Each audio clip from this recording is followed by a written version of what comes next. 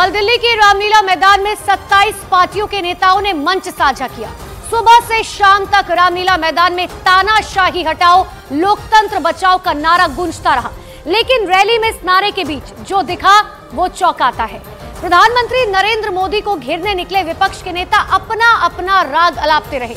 कहा गया कि रैली चुनावी नहीं है, लेकिन एक दो नेताओं को छोड़ दे तो बाकी के सभी अपनी भड़ास निकालते हुए दिखाई दिए। ऐसे में सवाल यह है कि क्या विपक्ष इसी दम पर दावा कर रहा है कि वो मोदी के विजय रथ को रोकने में सक्षम है? रामलीला ग्राउंड की फुल रिपोर्ट देखिए, समझने में मदद मिलेगी। सोनिया गांधी, राहुल गांधी, मल्लिकार्जुन खड़गे, प्रियंका गांधी वाड्रा, शरद पवार, उद्धव ठाकरे, अखिलेश यादव, तेजस्वी यादव, भगवंत मान, फारूक अब्दुल्ला, महबूबा मुफ्ती, सीताराम येचुरी, सुनीता केजरीवाल, कल्पना सोरेन। दिल्ली के रामलीला मैदान का मंच इंडिया गठबंधन के नेताओं से खचाखच भरा था। सब मोदी विरोध के बाजे गाजे के साथ पहुंचे थे। हर किसी का दर्द छलका। सबने मोदी विरोध का कारण जनता को सुनाया, समझाया, बताया। शुरुआत शराब घोटाले के आरोप में ईडी की कस्टडी में कैद अरविंद केजरीवाल की पत्नी सुनीता केजरीवाल ने जो कहा उससे करते हैं। विपक्ष की गठबंधन लीला। केजरीवाल जी को इन्होंने गिरफ्तार कर लिया। आपके केजरीवाल शेर है, शेर। ये ज्यादा दिन तक उनको जेल में नहीं रख पाएंगे। करोड़ों लोगों के दिल में बसते हैं केजरीवाल।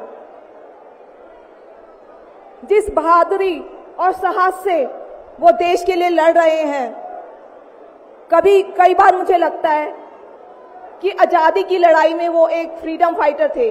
रामलीला मैदान से विपक्ष ने यह संदेश देने की कोशिश की है कि तमाम आपसी विवादों के बावजूद वो सब एक साथ हैं। जो भ्रष्टाचार के आरोप में हिरासत में हैं, उनके साथ भी सब एक हैं। जिनके साथ सीट शेयरिंग तय नहीं हो सकी, उनके साथ भी सब एक साथ है। लेकिन बड़ा सवाल यह है कि आखिर लोकसभा चुनाव में विपक्ष की एकजुटता का कितना असर होगा। सभी बोले, एक एक कर नाम पुकारा गया और नेतागण माइक संभालते रहे। रामलीला मैदान की अब तक की हुई सारी रैलियों में यह सबसे अलग था, बिल्कुल जुदा। इंडिया गठबंधन का नाम बार बार दोहराया गया। अनेक बार तानाशाही हटाओ, लोकतंत्र का नारा गुंजायमान हुआ। लेकिन कोर में एक ही मुद्दा छाया रहा, केजरीवाल को बचाओ, हेमंत सोरेन को बचाओ। सुनीता केजरीवाल ने पति का संदेश पढ़ा। उसके बाद बारी हेमंत सोरेन की पत्नी कल्पना सोरेन की आई। 2 महीने पहले इसी दिन 31 जनवरी को हेमंत जी को जेल में डाला गया। 2 महीने से जेल में है। अरविंद केजरीवाल जी पिछले 10 दिनों से जेल में है। आज तक आरोप साबित नहीं कर पाए हैं कि किस लिए इतने दिनों तक उन्हें रखा गया है। राहुल गांधी ने भी बोला, शरद पवार ने भी बोला, लेकिन इन लोगों ने क्या कहा आगे सुनाएंगे। अभी देखिए रामलीला मैदान की रैली के पीछे का असली मकसद, क्योंकि बार बार मंच से उद्घोष हुआ कि रैली चुनावी नहीं है, लेकिन कोई ऐसा नेता नहीं, कोई ऐसा दल नहीं था जिसने चुनाव की चर्चा नहीं की। इतना ही नहीं, अभी और सुनिए। रैली से पहले कांग्रेस ने ऐलान किया कि व्यक्ति विशेष नहीं, गठबंधन महत्वपूर्ण है। लेकिन सुनीता केजरीवाल ने अरविंद केजरीवाल का जो संदेश बांटा, उसमें 1 2 नहीं 6 गारंटियां थी। ये उस पार्टी की गारंटी है जिसका लोकसभा के 543 मौजूदा सांसदों में से एक भी संसद में नहीं है। और तो और केजरीवाल की यह गारंटी दिल्ली वालों के नाम पर नहीं, संपूर्ण देशवासियों के नाम पर थी। मतलब मंसूबा तो पालना चाहिए, लेकिन ऐसा सुनीता केजरीवाल के मुंह से सुनिए, रैली की संपूर्ण दास्तां। यदि आप सब इंडिया गठबंधन को मौका देते हैं, जिम्मेदारी सौंपते हैं, तो हम सब मिलकर ऐसे महान राष्ट्र का निर्माण करेंगे। केवल नाम में इंडिया गठबंधन नहीं है, दिल में इंडिया है, दिल में।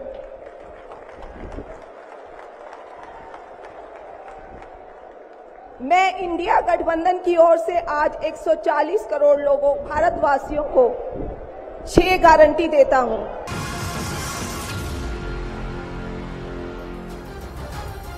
रामलीला मैदान में विपक्ष की रैली का मकसद सिर्फ एकजुटता दिखाना नहीं था, बल्कि इस रैली के जरिए विपक्षी नेताओं ने उन मुद्दों को मंच से दोहराया जो पिछले कई दिनों से सुर्खियों में बने हुए हैं।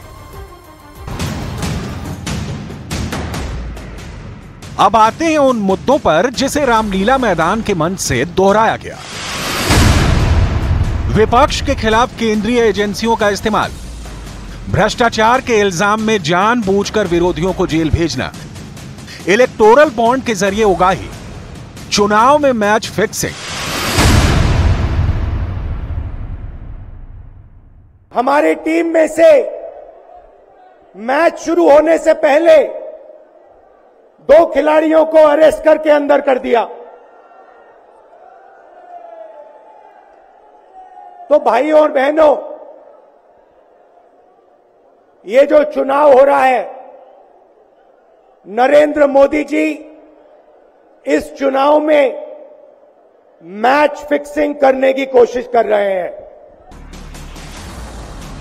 कांग्रेस को कष्ट है केजरीवाल के जेल जाने, हेमंत सोरेन के अरेस्ट होने और लोकतंत्र बचाने से ज्यादा अपना खाता फ्रीज होने का, चुनाव के ऐन पहले अकाउंट के बंद हो जाने का। कांग्रेस अध्यक्ष मल्लिकार्जुन खड़गे ने पार्टी का दर्द बताया, चुनाव में मोदी को घेरने का कारण बताया, समझाया कि बीजेपी विरोधियों को इस कदर तोड़ देना चाहती है कि चुनाव में उनके सामने कोई खड़ा नहीं हो पाए। नड्डा जी ने पूछा कि आपका चुनाव प्रचार कब से हो रहा है और आपका लिस्ट कब फाइनल हो रहा है, तो मैंने यही कहा, हमारा लिस्ट तो फाइनल हो रहा है, लेकिन हम जो चुनाव करना चाहते हैं वो निष्पक्ष चुनाव नहीं हो रहा और मेरे खाते में, मेरे पार्टी के खाते में जो पैसे थे वो पहले ही चोरी हो गए हैं। इंडिया गठबंधन का जो सबसे बड़ा सच है वो ये कि पटना में रैली हुई तो आरजेडी ने उसे हाईजैक कर लिया, रामलीला मैदान में रैली हुई तो आम आदमी पार्टी ने हाईजैक कर लिया। अब अगली रैली कहां होगी और किस पार्टी की मुहर उस पर लगेगी, ये देखना बहुत दिलचस्प होगा। और इस सब के बीच सवाल यह है कि रामलीला मैदान का मैसेज 2 दिल्ली दमन किस लेवल पर रंग लाएगा। विपक्ष भरा बैठा है। प्रधानमंत्री मोदी को चुनावी मोर्चे पर घेरने की अब तक की सारी नाकाम कोशिशों के बीच रामलीला मैदान का मंच विपक्षी नेताओं के लिए उम्मीद की किरण दिखी। लेकिन सवाल तो बंटवारे का है। देश के नक्शे पर समझिए, रामलीला मैदान वाली रैली के पहले इंडिया गठबंधन के नेताओं के बीच किस तरह का तालमेल जनता ने देखा।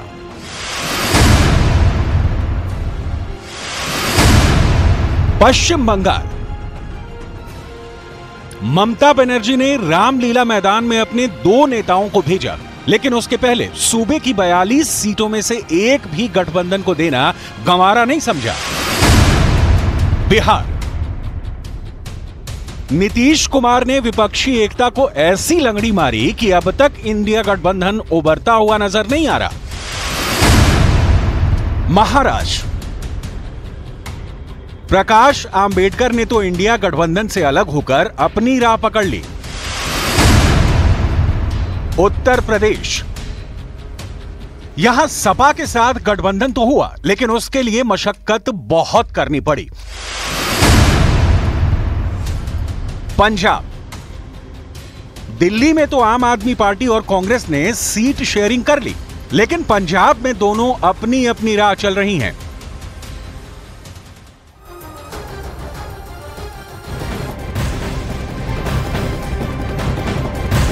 और एक बड़ी खबर आपको पश्चिम बंगाल से बता दें। पश्चिम बंगाल की मुख्यमंत्री ममता बनर्जी ने कांग्रेस और लेफ्ट पर बहुत बड़ा हमला बोला है। पश्चिम बंगाल के नडिया में प्रचार के दौरान ममता बनर्जी ने कहा कि कांग्रेस और लेफ्ट पार्टियों को वोट देने का मतलब है बीजेपी को वोट देना। ममता बनर्जी ने कहा कि टीएमसी राष्ट्रीय स्तर पर आईएनडीए के साथ है, लेकिन बंगाल में सीपीएम, कांग्रेस, बीजेपी उनके खिलाफ लड़ाई लड़ रहे हैं। इसीलिए सीपीएम को वोट देने का मतलब बीजेपी को वोट देना है और कांग्रेस को वोट देने का मतलब भी बीजेपी को वोट देना है। অল ইন্ডিয়ার অ্যালায়েন্স আমি তৈরি করেছি, নামটাও আমার দেয়া, ভোটের পরে আমি দেখে নেব। কিন্তু বাংলায় সিপিএম, কংগ্রেস, বিজেপি আমাদের বিরুদ্ধে লড়াই করছে। सीपीएम के वोट दिया माने बीजेपी के वोट दिया, कांग्रेस के वोट दिया माने बीजेपी के वोट दिया। विपक्ष के पास मुद्दे हैं, लेकिन उसे भुनाने की सियासी दम अब भी वो नहीं दिखा पा रही। राष्ट्रीय जनता दल के नेता तेजस्वी यादव के पास रामलीला मैदान में कहने के लिए बहुत कुछ था, लेकिन जो कहा वो सिर्फ पीएम नरेंद्र मोदी के खिलाफ।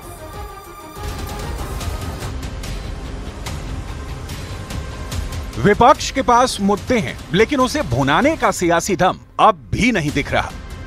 राष्ट्रीय जनता दल के नेता तेजस्वी यादव के पास रामलीला मैदान में कहने के लिए बहुत कुछ था, लेकिन जो कहा वो सिर्फ प्रधानमंत्री मोदी के खिलाफ। तेजस्वी यादव भी उन नेताओं में आते हैं जिनके खिलाफ जांच चल रही है। सब लोग एकजुट हुए हैं देश के लोकतंत्र, देश के संविधान, देश के भाईचारा को बचाने के लिए। जिस हिसाब से देश में बांटने का काम किया जा रहा है, भाई को भाई से लड़ाया जा रहा है, नफरत की राजनीति की जा रही है, उसलिए हम सब नेता आपकी लड़ाई के लिए हम सब लोग आए हैं। रामलीला मैदान में इंडिया गठबंधन की रैली के ठीक 1 घंटे के बाद मेरठ में प्रधानमंत्री नरेंद्र मोदी की रैली हुई। इस रैली में प्रधानमंत्री नरेंद्र मोदी ने इंडिया गठबंधन पर भ्रष्टाचार के मसले पर जमकर हमला बोला। उनका मैसेज लाउड एंड क्लियर था, नतीजा चाहे जो भी हो, प्रधानमंत्री नरेंद्र मोदी का अभियान रुकेगा नहीं। रामलीला मैदान की रैली में जो पहुंचे या जिन्होंने टीवी पर इसका प्रसारण देखा या रेडियो पर नेताओं की वाणी सुनी, उन्हें याद आ रहा होगा 10 साल पहले प्रधानमंत्री नरेंद्र मोदी ने कहा था, ना खाऊंगा ना खाने दूंगा। और यही बात 10 साल बाद भी पीएम मोदी दोहरा रहे हैं। करप्शन के खिलाफ मोदी रुकेगा नहीं, झुकेगा नहीं। लिहाजा मैसेज साफ है कि जिनके खिलाफ जांच चल रही है वो बख्शे नहीं जाने वाले। प्रियंका गांधी वाड्रा ने वो मांगे पढ़ी जो रामलीला मैदान में रखी गई। प्रियंका गांधी ने वो स्क्रिप्ट पढ़ी जिसे गठबंधन ने तैयार किया है। सत्ता सदैव नहीं रहती, सदैव नहीं रहती सत्ता। सत्ता आती है, जाती है, अहंकार चूर चूर होता है एक दिन। और आज यहां रामलीला मैदान पर खड़े हुए इंडिया गठबंधन की 5 मांगों को पढ़ने से पहले मुझे ये उचित लगा कि मैं ये संदेश एक बार फिर दोहराऊं। रामलीला मैदान से विपक्षी एकता की धार कितनी तेज हुई, ये तो वोट पड़ने का गुणा भाग तय करेगा। 4 जून को रिजल्ट तय करेगा। लेकिन बीजेपी ने जो जवाब दिया है उसे सुनिए। वास्तविकता में जिस रैली को इन्होंने लोकतंत्र बचाओ रैली कहा है, वास्तविकता में वो परिवार बचाओ और भ्रष्टाचार छुपाओ रैली है। मैं पुनः कह रहा हूं, यह तथाकथित लोकतंत्र बचाओ रैली वास्तविकता में परिवार बचाओ भ्रष्टाचार छुपाओ रैली है, क्योंकि सभी भ्रष्टाचारी एक दूसरे का साथ देते हुए भ्रष्टाचार के भाईचारे में एक साथ हैं।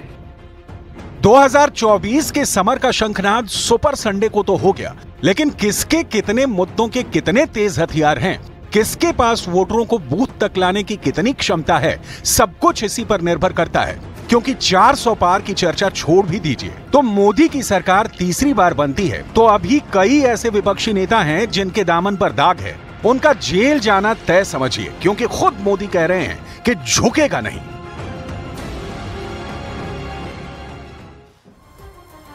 प्रधानमंत्री नरेंद्र मोदी ने लगातार तीसरी बार चुनावी प्रचार के आगाज के लिए मेरठ की जमीन को चुना। इसकी वजह है जाटलैंड में क्लीन स्वीप करना। मोदी ने पश्चिमी उत्तर प्रदेश में विपक्ष के खिलाफ करप्शन के आरोप लगाए और बड़े से बड़े नाम के खिलाफ एक्शन का ऐलान भी किया। देखिए मोदी ने ये क्यों कहा कि ये मोदी है, झुकेगा नहीं।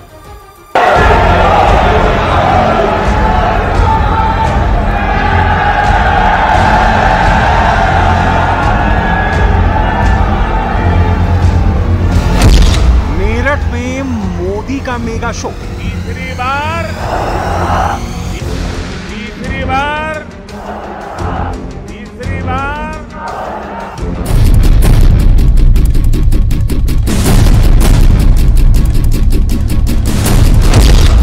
मोदी ने दिखाया 10 साल का रिपोर्ट कार्ड। भारत को दुनिया की तीसरी सबसे बड़ी आर्थिक महाशक्ति बनाएगा।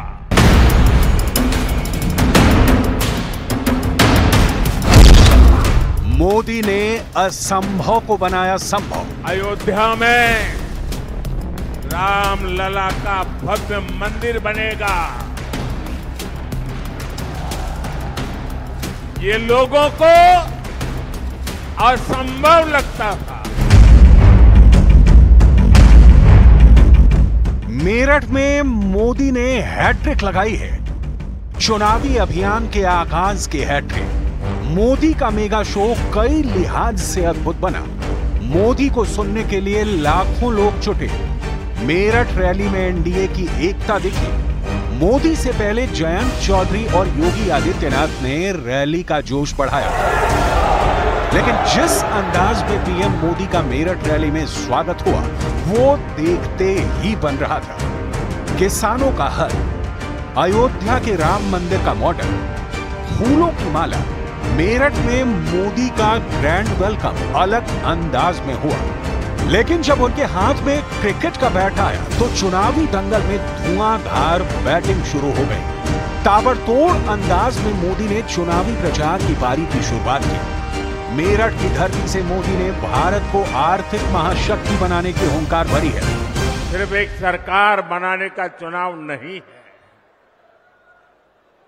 कौन सांसद बने कौन न बने इसका चुनाव नहीं है। 2024 का चुनाव विकसित भारत बनाने के लिए है।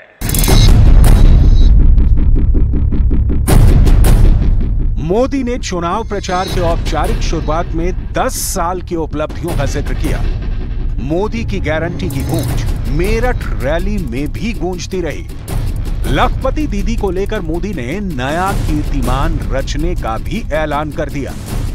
जिसको किसी ने नहीं पूछा उसको मोदी ने पूजा है।